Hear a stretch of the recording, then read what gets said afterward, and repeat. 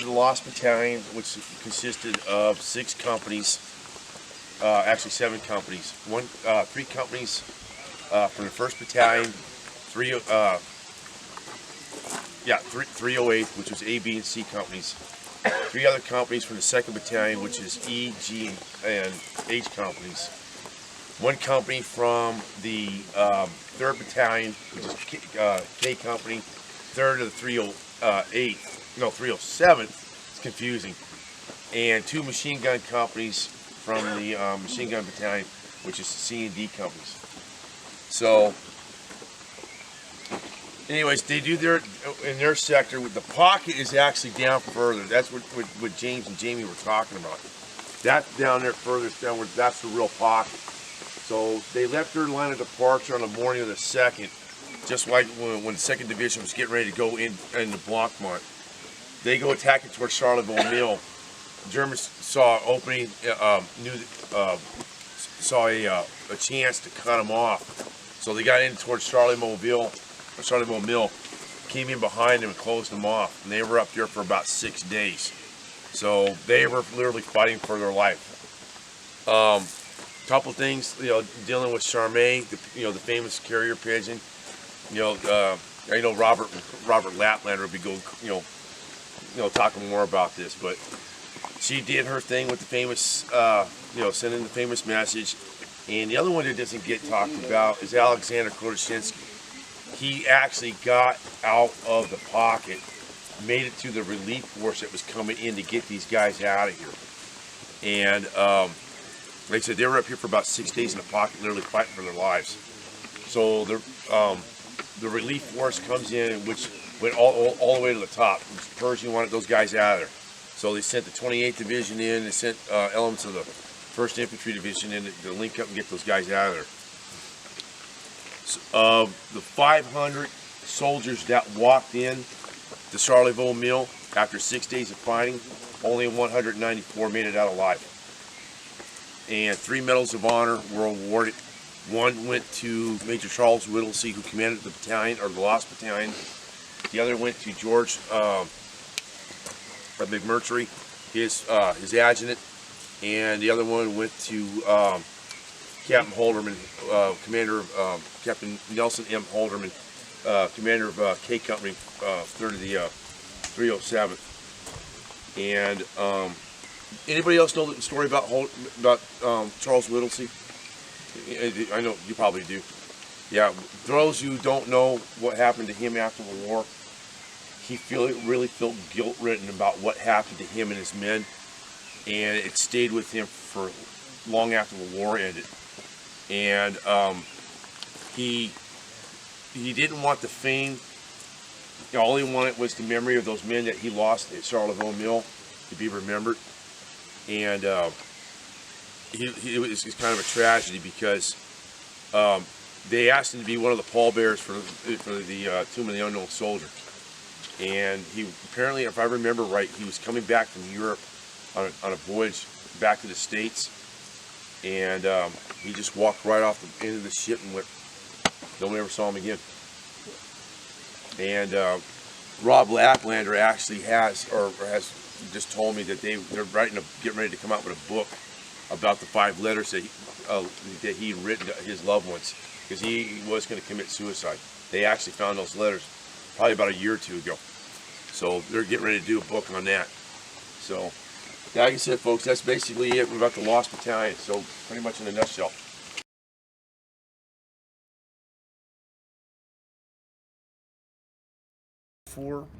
This region was captured by the 3rd Brigade, which was the 9th and 23rd Infantry Regiments on July 1st and July 2nd, 1918. This area was particularly captured by the 23rd Infantry Regiment, but it also had a commanding view of Chateau Thierry, and this area was defended by the 3rd Infantry Division. No, this isn't our Sunday stuff. That's a hell of a view. Yeah, so I told everybody, this is it. Not specifically here. We're down to, Yes. we don't, A picture of the release map. but not today. No, we'll stop. These are a list of the units who fought in this area.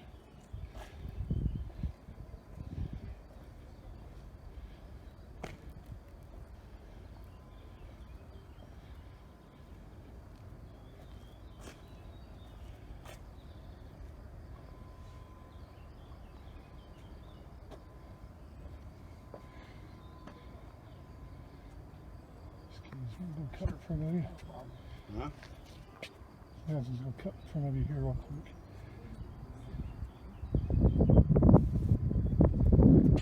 Map of the battlefield.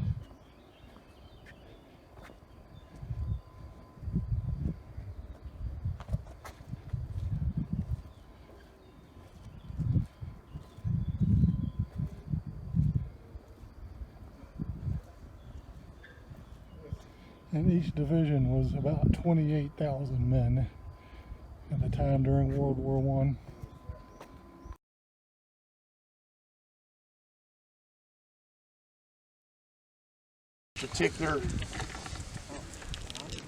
This is a very particular and personal battle for me.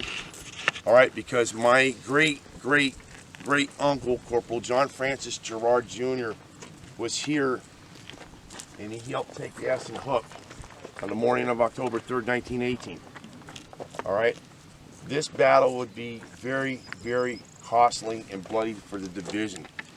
All right, there were more Distinguished Service Crosses and Navy Crosses awarded to the entire 2nd Division at this battle than any other battle they fought here in France. You know, they were awarded almost 400 Navy DSCs and Navy Crosses. All right. So now I want you to go ahead. I want you to orientate yourself down this way. Got a car coming.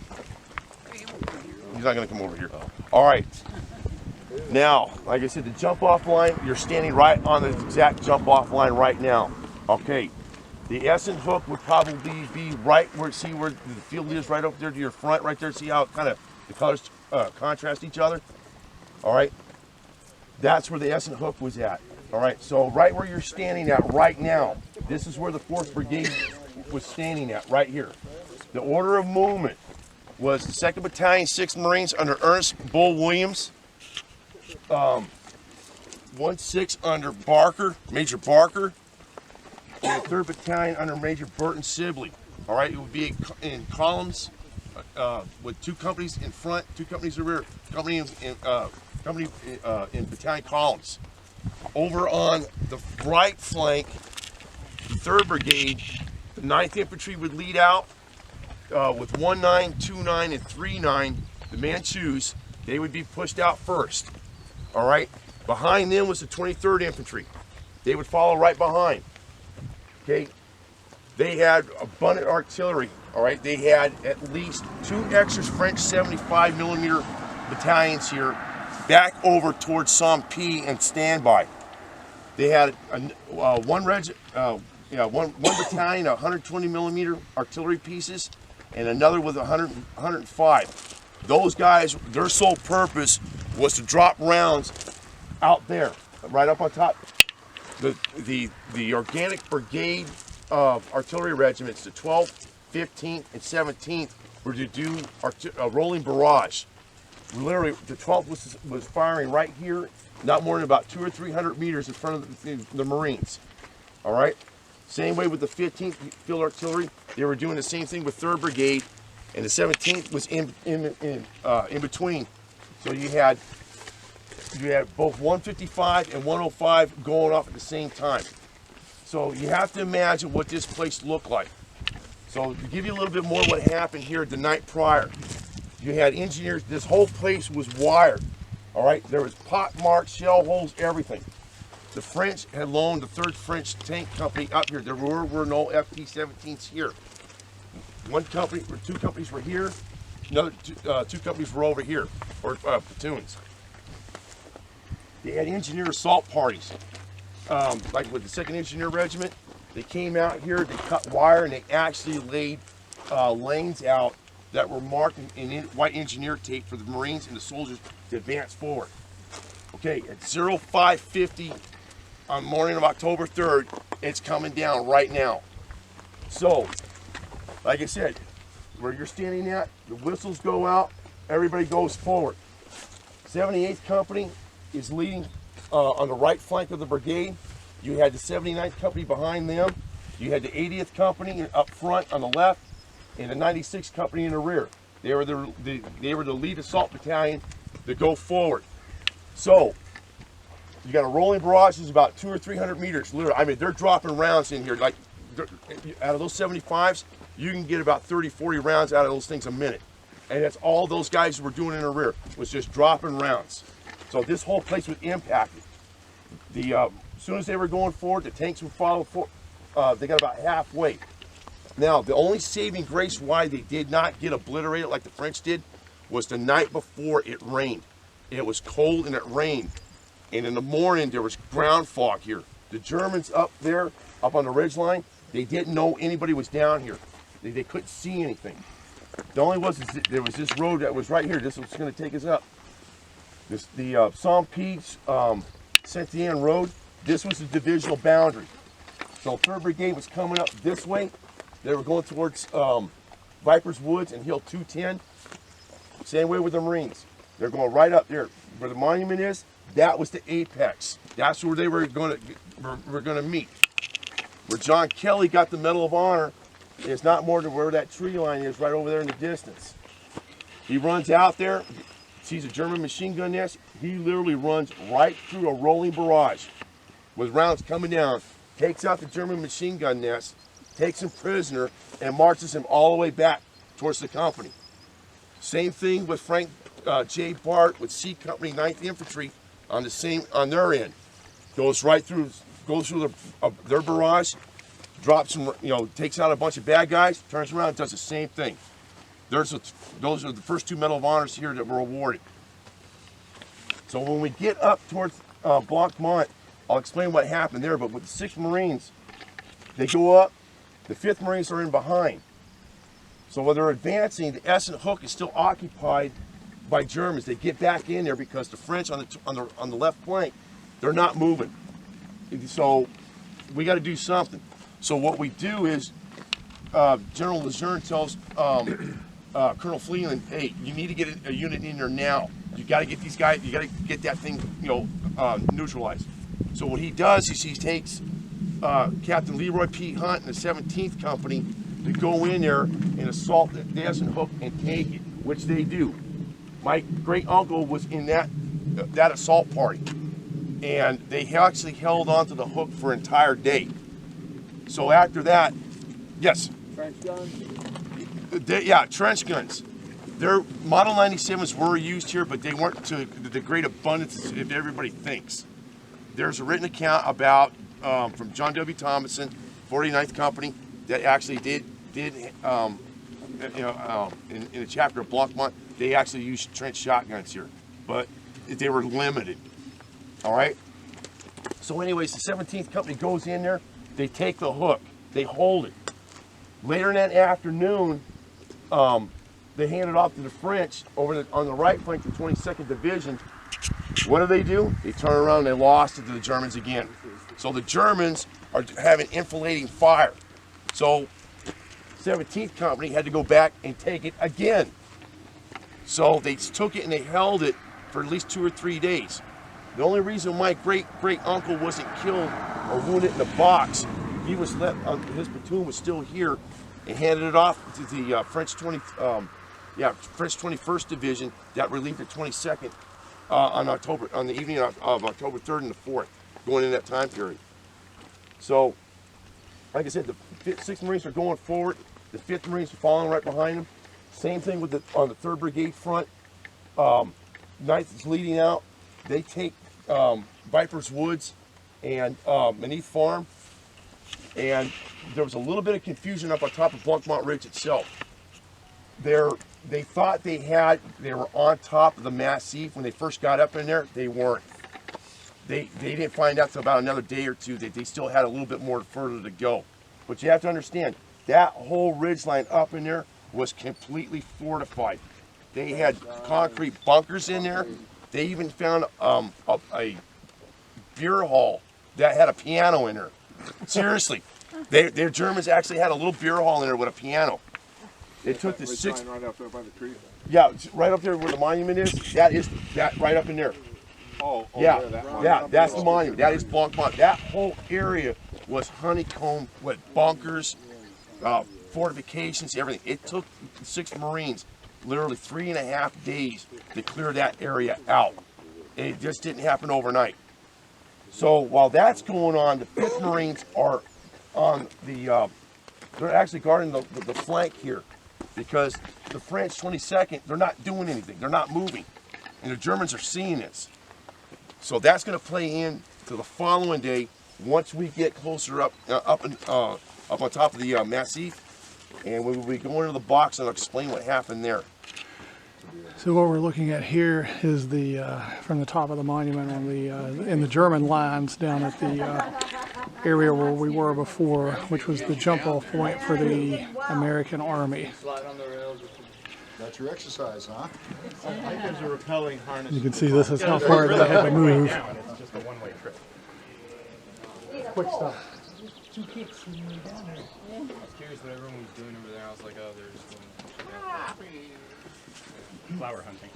The heavy poppins down there. And it's about 2 miles from here down to the jump-off point where we were at earlier. I have so many photos. What we see here is the looking across the German lines here. You can still see the German trenches This side. In fact, the down towns there. back up in there were the final objective for the U.S. Army units who were on this side of the attack. Were you about ready to give up, or? And you can see the trenches are on the back side of the hill, not actually on the top. Like, all right. And way over there you can see filled with poppies. But it's not raining. Then mile markers to certain locations, Zip line here, I can stand up and like zip line. or kilometer markers. I thought he was the one that didn't go on the zip line. Well, I've gone on zip lines before. Alright, so now you can see the tower that we were on the top of earlier, and you can see how tall it is. It's actually a monument. And then you can get a close-up. You can get a close-up view of the trenches here. These were the German trenches that the Go up the stairs?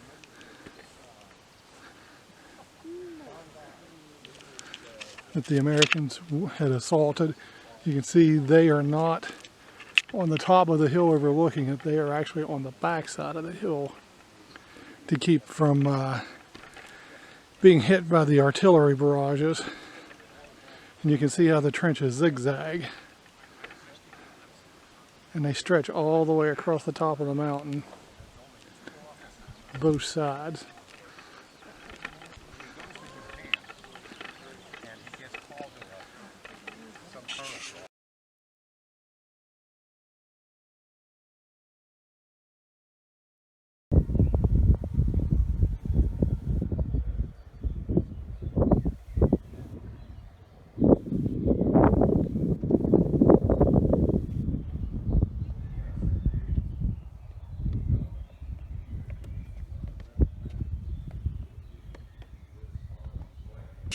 The Battle of Summit Hill. This battle right here has very significant historical aspects to it. This battle here is the first battle that the United States Army actually got to use, divisional size, corps size element movement on an open plain. But the most significant aspect of this battle was to show that the American soldiers, the AEF, could actually fight. Once we started getting over here, the Europeans, especially the British and the French, wanted to use our troops as replacements for their shot-up divisions. Pershing was having none of that. And his goal and his mindset was to have a full American army on the field, operated and controlled by Americans alone. But there had to be some concessions to that. Once the first couple of divisions got over here, they ended up being loaned out to the Brits and to the French to help turn the tide during the spring offensive in early 1918.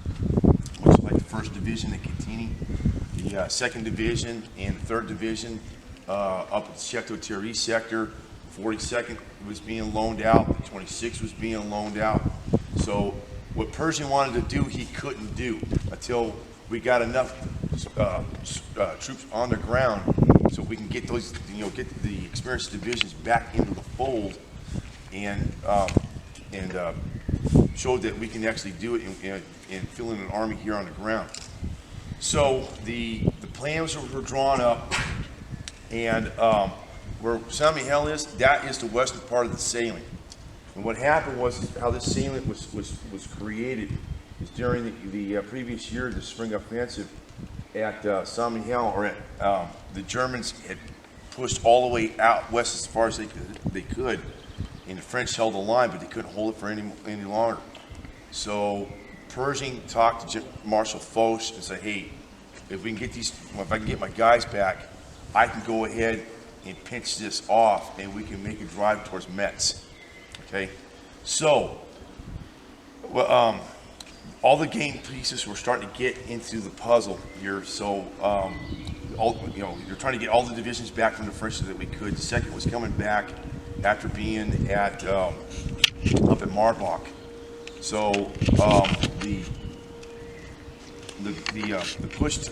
actual attack date was September 12th in the morning. And however, there is evidence out there that the Germans knew that we were massing up, troops on the salient borders, out west towards San Miguel, and down south where LeMay, Limy is here on the map, down here in the southern part, down there in that neck of the woods. This is west right here. So where's San Miguel? San Miguel. That's right. That's west. Okay. Yeah. So we're coming this way up in here. This is down south up in this area, right up here. So we're coming in like this. Okay. But the Germans knew what we were about to do. So what they did is they pulled the bulk of their divisions out and they left lines of resistance. So it was a race against time.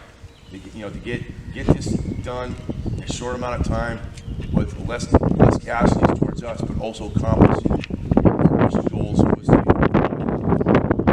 pinch off the salient, capture ground, and also prove to the Europeans that yes, we are a force to be reckoned with. So the kickoff time was at 5:50 in the morning of September 12th. 26th Division was in the west. They came in this way.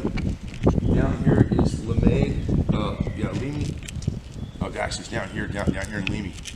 The 2nd Division pushed up. The 89th Division was on its left flank, and the 5th Division was on its right flank.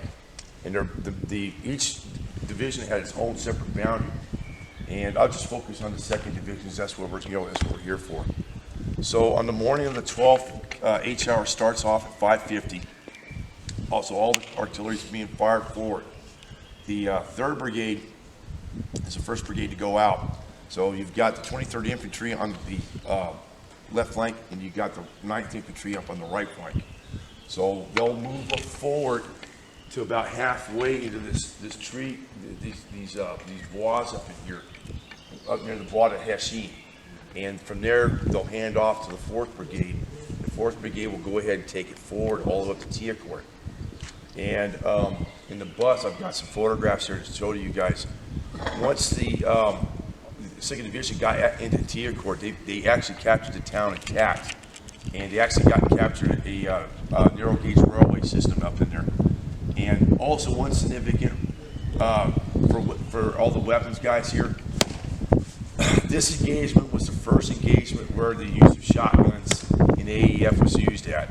Matter of fact, the first documented case of a shotgun being used by the 2nd Division was at Thiaucourt. So that's where this is the first battle where shotguns were being used in combat. So, like I said, the battle went smooth. It only lasted for about 4 days, from the 12th to about the 15th, 16th. So like I said, you had the 26th coming in from the west. The French were coming in from the northwest. The U.S. First Corps was coming in like this. So it was like I said, it was basically coming in like a pincer movement and choke off the salient. So they did bag a couple 100,000 prisoners up in here, but in the very end of the operation, it showed that the Europeans, yes, the American forces, are to be reckoned with. So, and this battle, like I said, also showed to the Europeans that we can actually fight, because they doubted that we really could. And Well, they doubted we could fight as That's an a combined independent army. Yeah, it's an They army. do our individual Yeah, units. the units go, but as an army. So, but it did have, you know, some good benefits to it. But it also showed later, like about 20-something years down the road, that once we got into World War II, the Americans were coming.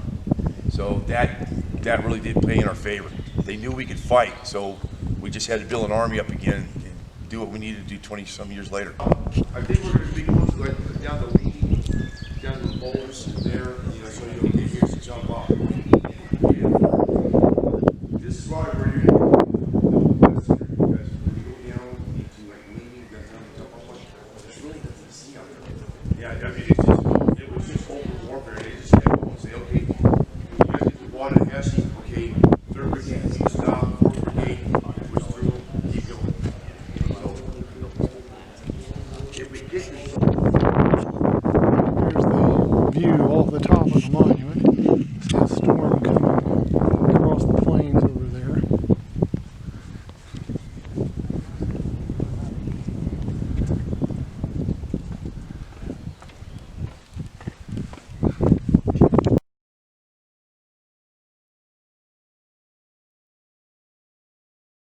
Right here, where that car's coming down, that is the jump off line for the morning of July 18th, okay?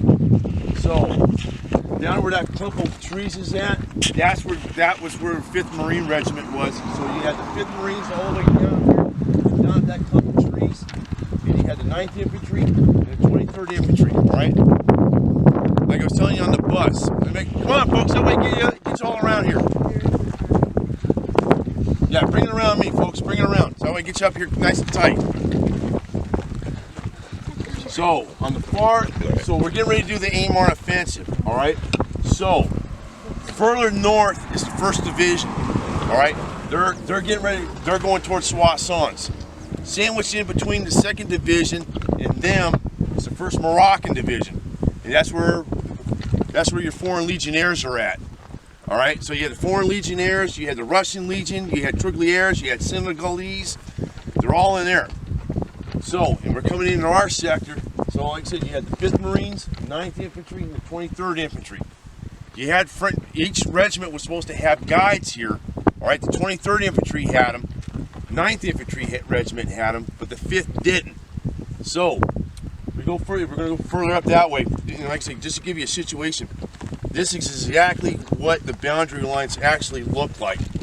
So that clump of trees right there, what you see right up in there, that's in between, right up in there. See that right there? Yeah. It's that clump of trees is that right there. So yeah, the 5th Marines were literally on the other side of those trees right there. To that, where we're looking at right now, that's where the 9th Infantry Regiment, from the trees all the way down to where that house is, and the 23rd Infantry was in here. All right, each battalions were in column formation with 2 companies out front, 2 companies in the rear, and that went all the way down the line. Okay, so H hour is at 4:35 in the morning on July 18th.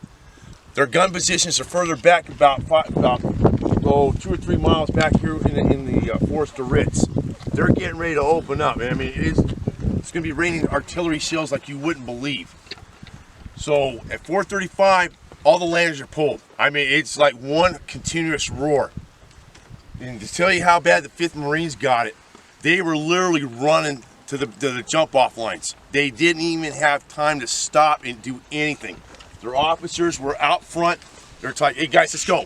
So you'd have one platoon commander here guiding his guys in, the next one going all the way down the line. Just get them in.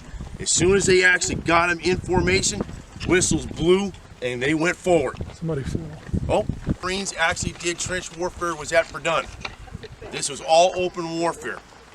The Germans had hasty fighting positions where that tree line is right up in there, that area up in there. They had just very little cover and concealment. Just a couple machine gun nests. Other than that was to slow them up. So in the enemy opposition, they had 1 battalion of the 219th and 1 battalion of the 218th down here in this location. So the German lines were pretty much parallel to Yeah, to this road. but about Yeah, right Base up in there. tree line. Matter of fact, that tree line, we get close enough right up in there. That's where Louis Kikella and Major Kokek got the Medal of Honor because they were both in the 66 company. As soon as the artillery barrage is rolling, it's a rolling barrage, they're going for it, and they both got the Medal of Honor for going and rushing forward and taking out a bunch of German machine gun nests by themselves. So, but yeah, this right here, folks, this is the actual jump-off line for the morning of July 18th. This is it. That's the line of departure. Yep, the LD. Came in under Major Barker, and 1-6 actually didn't do too bad, but the ones that bore the brunt the worst was half the 3rd Battalion of the 6th and the 2nd Battalion that was further to the north. Near the highway where we came in to see the British cemetery.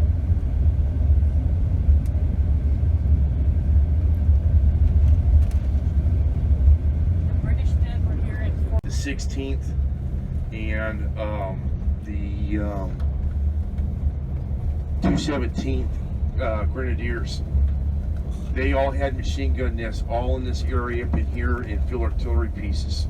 And like I was telling Ian back there, that did happen where they actually had German artillery crews just literally looking down the barrel, slamming a shell into the breech and pulling the lanyard. And what happened is Tommy Holcomb was actually crying. There's a count by his runner. Saw Tommy Holcomb sitting on a box by some trees that was near down by the ravine, and he was getting closer to his colonel, and Tommy Holcomb sitting on a box, literally crying, and he told him, "Hey kid, you got to go away." Yeah, they were pulling Marines out of here for at least a month. So, matter of fact, in this area in here, they were awarded at least 2 or 3 more medals of honor. Dr. Boone, one of the regimental surgeons, he was awarded the Medal of Honor here at Vierzy. Pharmacist mate, first class, John Balch was awarded the Medal of Honor. Who else? Balch, Dr. Boone. There's one more Medal of Honor recipient that was here. As we get closer, you can still see all the bullet holes were from shrapnel and direct fire. So the Germans were holding that and we were attacking? Yes, ma'am. Okay. Yeah, they were simple. like Beaurepaire Farm and Maison. These were fortresses. Yep. Took them about a half a day to root these guys out of here.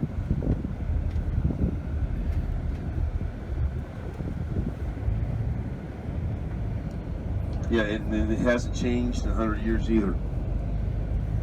Yeah, we're coming up here up to Shandun.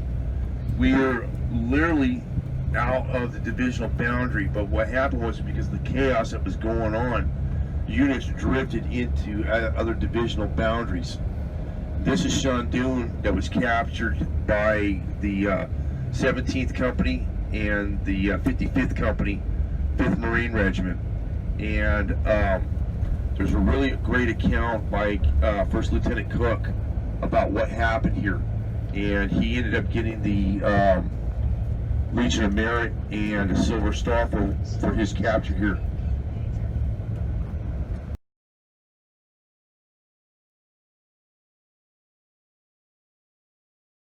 Steve Jordan, Military Historical Tours historian. This is Lemaire's Farm, Bellewood, France. This is where the 2nd Battalion, 5th Marine Regiment engaged Imperial German forces from June 3rd to June 4th, 1918. We got everybody here. Yeah. Okay, this area was defended by the 2nd Battalion, 5th Marines under Lieutenant Colonel Fritz Weiss. Okay, the tree line off to your right there, that was under the command of Lloyd Williams in the 51st Company. The 55th Company defended this area right here. And a future Commandant of the Marine Corps by the name of First Lieutenant Lamel C. Shepard was defending that farmhouse right there. That was where his PC was. The 43rd Company was to the left of the 55th, on the other side of the wall, dug in foxholes, and off into the left tree line is where the 18th Company was. All right, probably about 10 o'clock in the morning on June 3rd, 1918, they had all Marines in this field in here, and they were all in individual fighting positions, which was basically a foxhole. There's incoming barrages were coming in, so that kind of tipped the hat with the Germans. They knew they were coming. So they got, all these Marines are standing up out of their hole, and they're actually watching gray formations coming down through that ridge line in there, and they're coming this way. So what do these guys do? What every Marine does in the world: grabs his rifle, they get up out of the hole, a pile of ammunition right at their feet, and they start banging away. There's recorded historical documentation that the Marines here at Lemaire's farm were killing Germans at about 3/4 of a mile to a mile out with 03s, and they were really good. Some of the surviving officers and German soldiers that were here, they had never seen that type of marksmanship in years, and that legacy has been a legacy for the Marine Corps ever since then. So you had about 2 regiments coming right through that opening right in there, and this right here was the furthest the Germans would ever get to Paris. This was it. The battle went on all day long. They tried to get up where the 18th Company was. They stopped them there, and Lloyd Williams over here in this tree line with the 51st Company, they tried to get in through that area up in there. They got stopped cold. So once they found out and said, hey, the Americans are here and they're defending, they backed up. So it's like, okay, so basically it was a probing attack to see what the defenses were. So this is it, guys. You're standing exactly where the Germans, this is the first they were going to get in June 1918 during the offensive. This is it. So like I said, all these fields here, there were individual foxholes all over the place. The chateau here was bombed by German artillery, so it was rebuilt after the war. But what you're seeing here, folks, it has not changed in 100 years. The walls are the same. The tool shed out there in the tractor barn is exactly as it was in 1918. There you go. Yeah, this is Hill 142. That's where 1st Battalion, 5th Marines made their assault on the morning of June 6, 1918. Yeah. Going right across the front of us, this is where they made the famous charge against the on June 6th.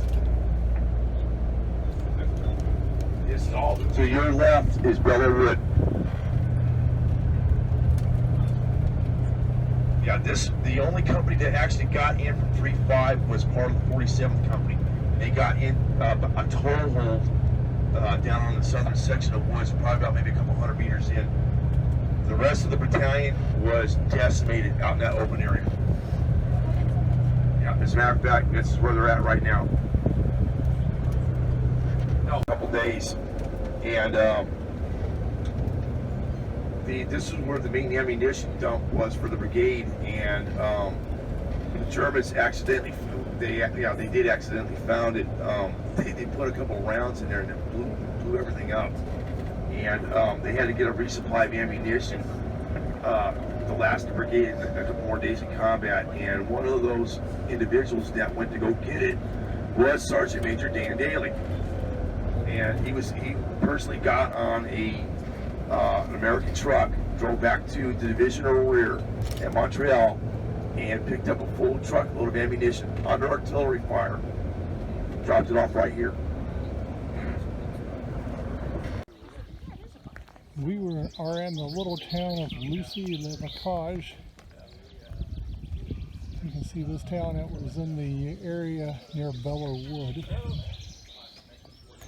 and in 1918 it was destroyed during the Battle of Belleau Wood, and it's been rebuilt with mainly the destroyed buildings from the old town. So just about everything in here has been rebuilt as it was, including the old church.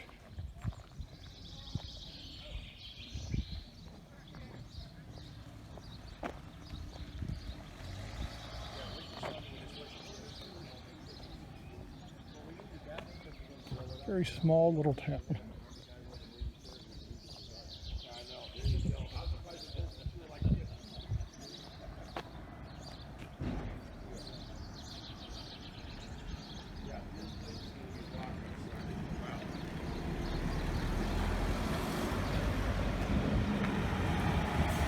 Busy little town.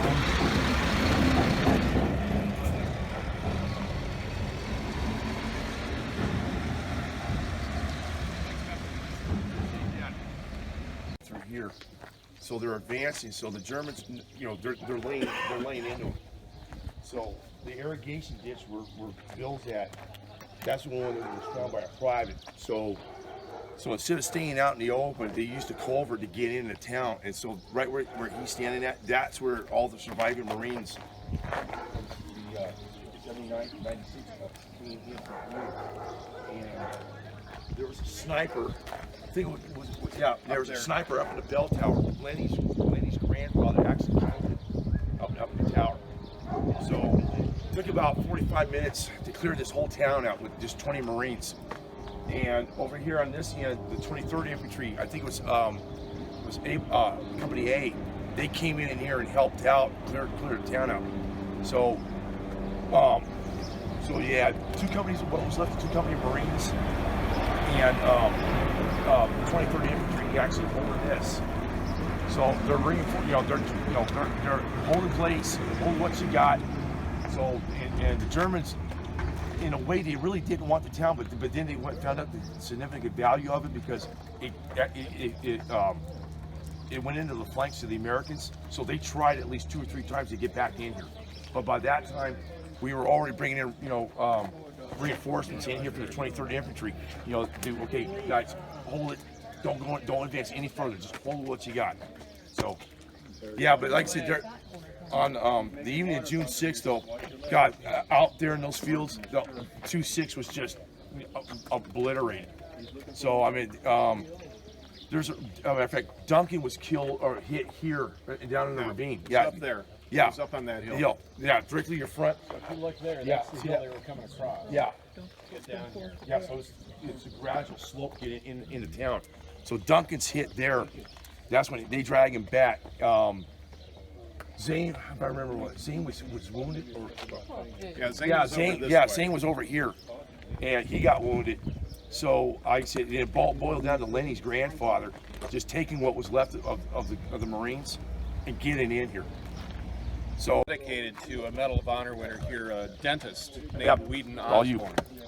So up there on that hill, Captain Duncan, his leadership element is very. He's one of those kind of characters that you want in movies. Really handsome, nut brown eyes, as hard as Brazil nuts. Coming out, he had a swagger stick and a corncob pipe, and that's what he led his troops with. So he said, "Come on, boys, let's go." And he started marching his men down the hill.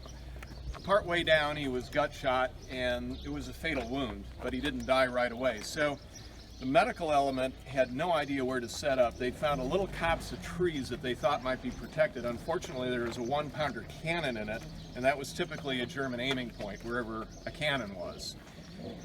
So the medics gathered up Duncan on a blanket, put a dressing around him, started rushing him back up the hill to their aid station.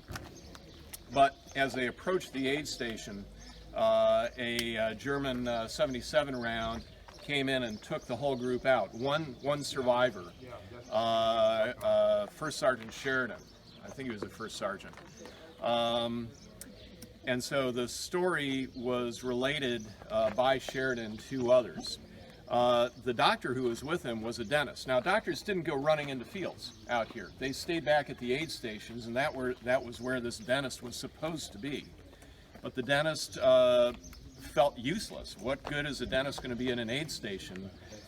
He convinced his CO to let him go up with the troops, and so he went in with 96 Company as a medic, basically, as a corpsman. And that's what he was doing, was corpsman's work. So he was trying to render aid to Duncan and others. He'd been shot several times before he gathered up Duncan and helped haul him up and was killed. Before Duncan was wounded, as he was running down, he saw an identity disc go flying by and land in the ground of one of the Marines who was blown up. He grabbed it, put it in his pocket, and the corpsman who was with him remembered that one fact, and that was the only way he was ever identified. So they were blown up and blown literally into the ground, buried there. A few years later, they were exhuming bodies out of this field. They found the body of somebody with the identity disc of this John Thompson, his name was. And at first they thought it was John Thompson until the corpsman remembered, no, wait a second. Doc Osborne had grabbed Thompson's identity disc and was going to take it back with him so that at least they could identify one of the dead. And so he was wearing that, and so that was the basis for Whedon Osborne's body being identified. He was later awarded the Navy Medal of Honor, and there's a whole long story I won't bore you with about how that medal got to be his, how it was stolen and returned, and then the return one was suspicious for being a fraud. But Whedon Osborne, a dentist who didn't need to be here, who had no business being out there in that field, acting as a corpsman, treating the wounded. And right through this ditch, right up through here, and came right into town. This is the irrigation ditch that the Marines used to infiltrate this town with. They came in through the ditch and then this is the up canal. into the town. Yep. And that's the church where the sniper was, up in the bell tower. Yep. Germans were here, Steve. They had at least one company, about one or two companies in here that were defending it, and they weren't. How to explain this? They didn't know the significant value of it till later on. So once they got ejected out of here, then they turned around and come up. They fought like 2 or 3 times to get back in here. And each time they were repelled. But what saved the day was the 23rd Infantry was over on the far side of town, literally right on the edge of town. They sent a company in here to reinforce the 6 Marines. And if it hadn't been for them, the 6 would have lost this town.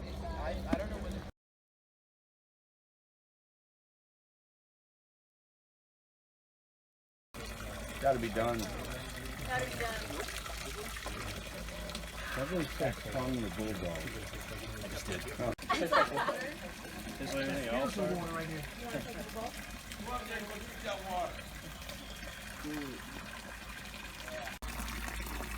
Wait, that's something.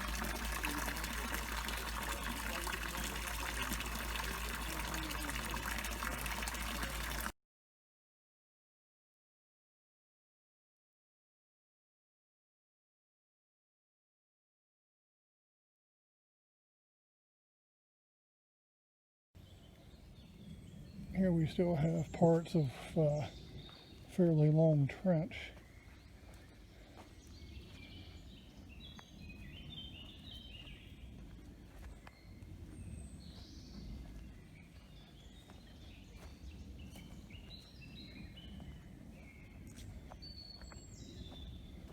Can't get too close to it without stepping off the path, so I don't think I'll do that. But it stretches for quite a ways down the path here.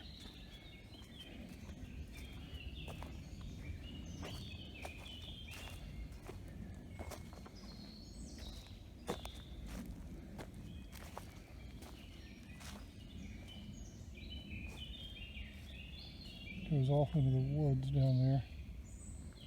This is the memorial area of Bellow Wood. That's the Marine monument there. And at the park today we have 3 congressmen and their staffs from Washington.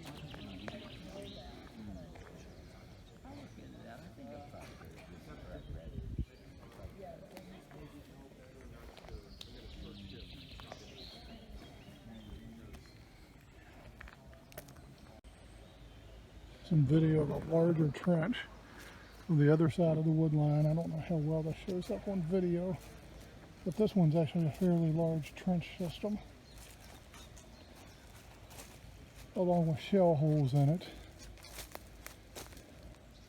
And it stretches out on through the woods there. And there's a very much larger system down in there.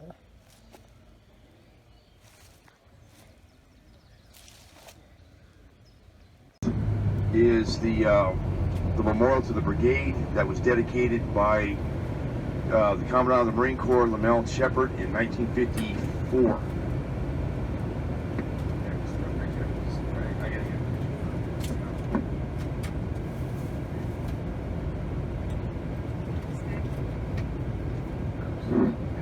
Okay, folks, one more thing on the Bulldog fountain before we depart. One of the other legends that came out of that was that any Marine who drank from that fountain would add 10 years to their life. So, you know, I like to believe that even though I wasn't a Marine, I might get something out of that. I've had, that's like my 13th drink from that thing, so I'm counting the years. From June 12th to the 25th, it was fighting yard by yard, foot by foot, and sometimes they only advanced maybe 50 feet, and they called it a day because this place was laced literally with machine gun fighting positions. They had interlocking fields of fire. They had snipers up in the trees, under rocks, everything.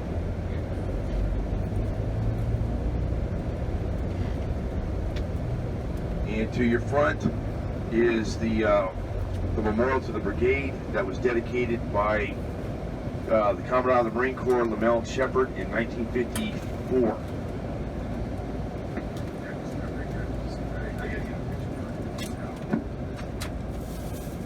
The evening of June 6th, okay, about 5 o'clock.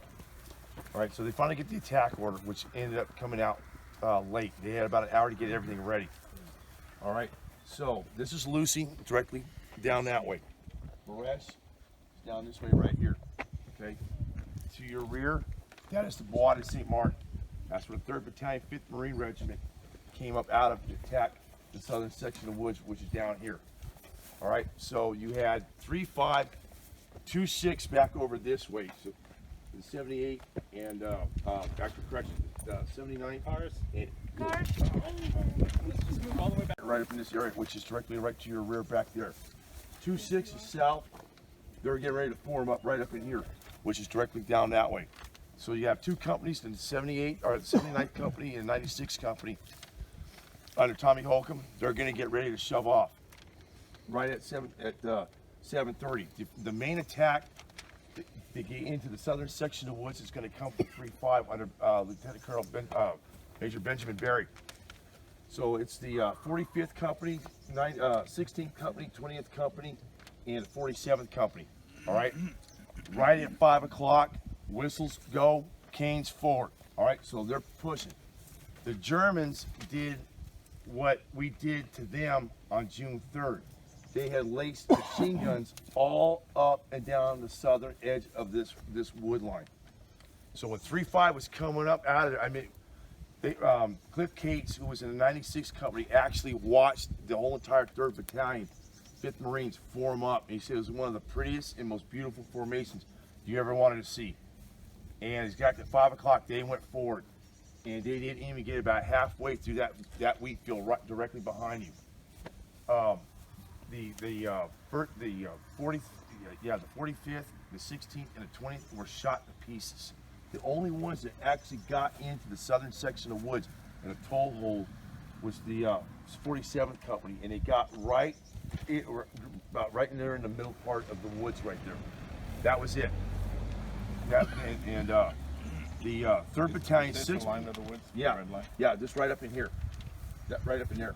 So that's right over there in that direction right there.